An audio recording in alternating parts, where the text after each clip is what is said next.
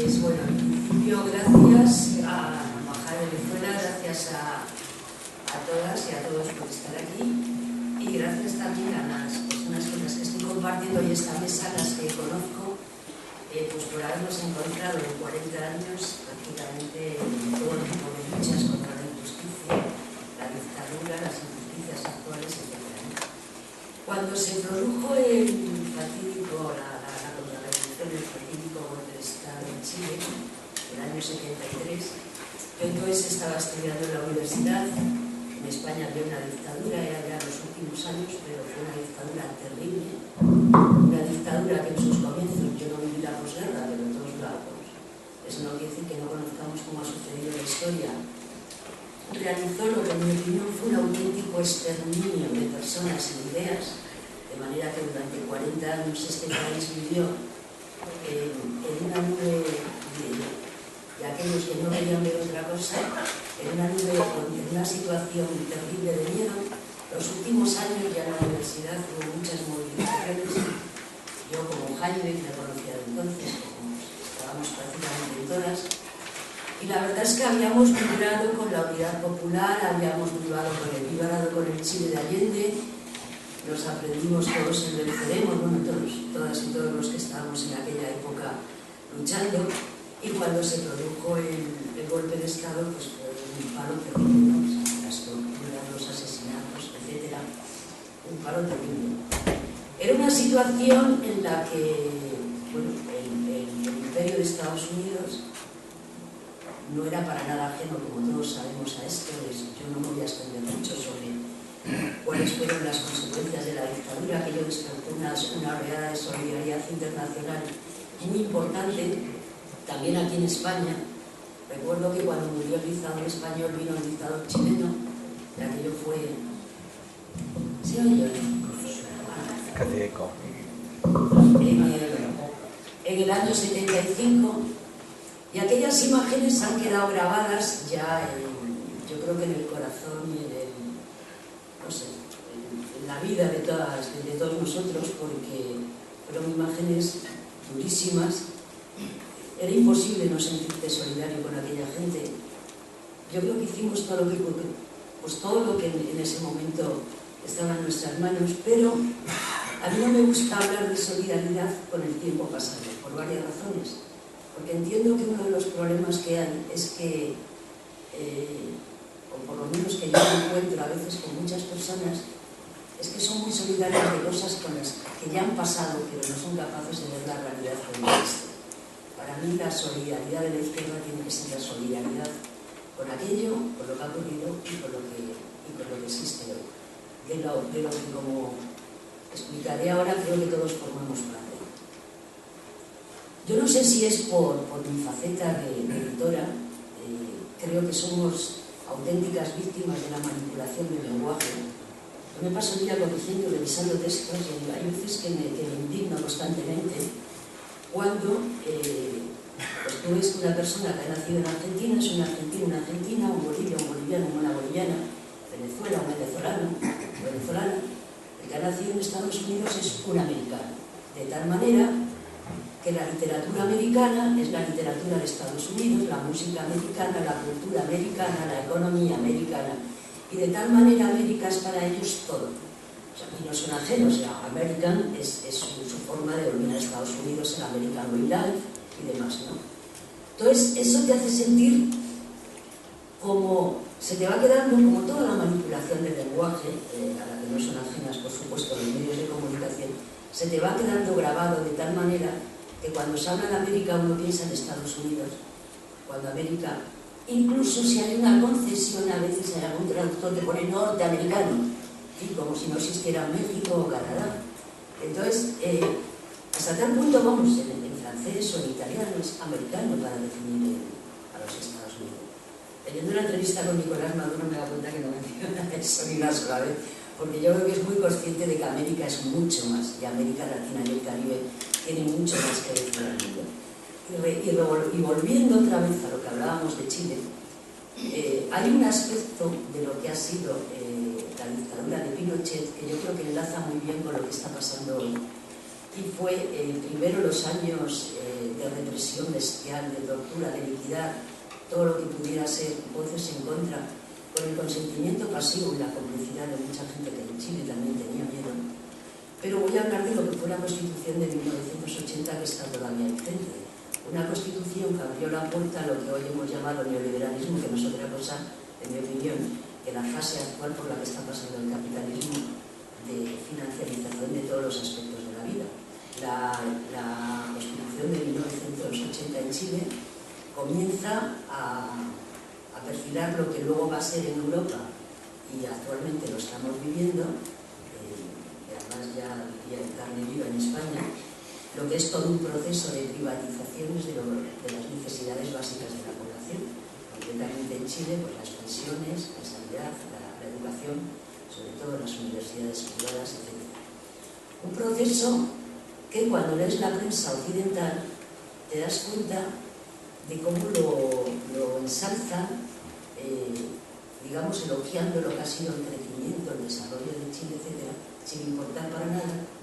si ese crecimiento o ese desarrollo se ha producido con una desigualdad más creciente cada vez. Si ese crecimiento y ese desarrollo significa solamente que se mide la riqueza pues digamos, por la renta, que además es una falacia, porque en realidad eso no mide la felicidad y el bienestar de un país, ¿no? La Constitución de 1980, que insisto, sigue vigente hoy. Actualmente hay el presidente de Chile, Piñera, que conocéis, que sigue implantando este tipo de, digamos, de medidas que van encaminadas fundamentalmente a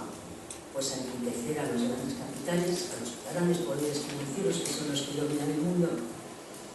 Y en ese sentido, yo, por ejemplo, hoy me encuentro muy solidaria cuando encuentro que en mi país, ayer mismo se nos dijo que van a recortar 33.000 millones las pensiones, porque, en definitiva, lo que está pasando es que el capitalismo ya no encuentra el beneficio que desea digamos, en la economía productiva, en producir, y bueno, valía que sacar a los obreros, etcétera, sino que ahora emplea otro tipo de digamos, de medidas, y a lo que van ya a sacar esos beneficios a costa de las necesidades más básicas de la población, como son la educación, como son la sanidad, como es el tema, por ejemplo, ahora de las pensiones, ¿no? Lo cual está creando, aunque no se vea así aparentemente, está creando una situación de sufrimiento terrible, de incertidumbre y de uno vivir de la gente. Y a mí eso me preocupa, y a mí eso me hace también sentirme más cercana de la gente que está sufriendo esto en otros países. Como decía antes, para mí la solidaridad no se mide, porque yo veo, por ejemplo, que hay gente capaz de indignarse en este país con el nazismo, con lo que hizo el Hitler, con el holocausto judío y demás, pero son impasibles ante lo que está pasando, por ejemplo, en la Franja de Gaza, que al fin y al cabo es un inmenso campo de concentración mantenido por Israel. Entonces, para mí la solidaridad se manifiesta en sentir que somos todos parte de una misma lucha. En estos momentos, América Latina lleva ya unos años en los que una serie de países, como Venezuela, como Bolivia, como Ecuador, han dado giro a sus políticas y han iniciado un camino muy distinto, que aquí se le intenta denostar con el nombre de populismo, pero un camino muy distinto basado en acabar con la pobreza, en repartir bien la riqueza, en hacer un sistema que sea justo, que la población tenga acceso a todo, a la vivienda, a la sanidad, etc. Un sistema que evidentemente se tiene que enfrentar al gran imperio. El gran imperio, que no es que sea el gran imperio de Obama. O sea, Obama, como dice Nicolás Maduro, no sé si le han leído la entrevista que le ha hecho Ignacio Ramonet en Le Monde Diplomatique, que es fantástica, representa lo mismo. Los poderes políticos de los países capitalistas representan, simplemente son cómplices de esos grandes poderes financieros. Y a mí me preocupa que en estos momentos, donde en América Latina se está tratando de crear una unidad de comercio, digamos, basado en la solidaridad, en la complementariedad, un comercio entre diferentes países en los que Venezuela está jugando un papel importante, pues está creando a través del imperio otro eje que es la Alianza Pacífica, la Alianza del Pacífico, en la que se está tratando de facilitar la penetración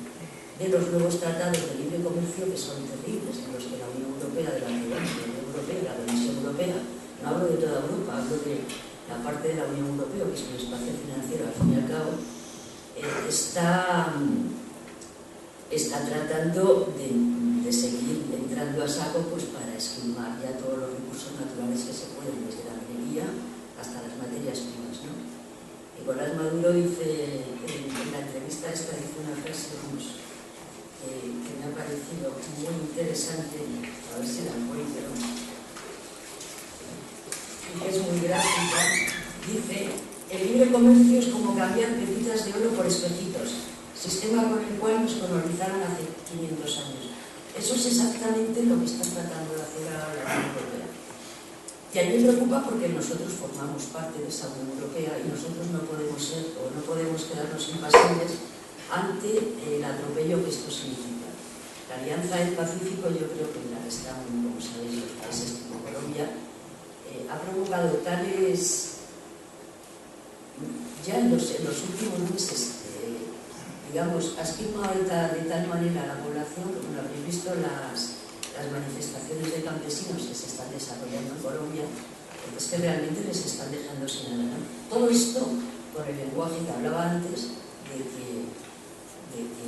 bueno, es por su bien, es un tratado de libre, siempre la palabra libre la veréis en todas las medidas, todas las políticas que utiliza el imperialismo, aparecerá la palabra libre mal utilizada, evidentemente. Y a mí me parece que la solidaridad de la izquierda, pues desde mi punto de vista, como parte de un movimiento que se trata internacional,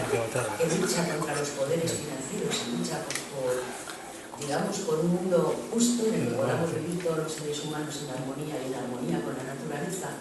pues me preocupa que esto es realmente lo que significa para mí hoy la solidaridad con Chile, denunciar estos tratados, denunciar esa alianza, denunciar a la Unión Europea, desenmascarar esa manipulación informativa que sufrimos día a día y en eso seguir nuestra lucha tanto con el pueblo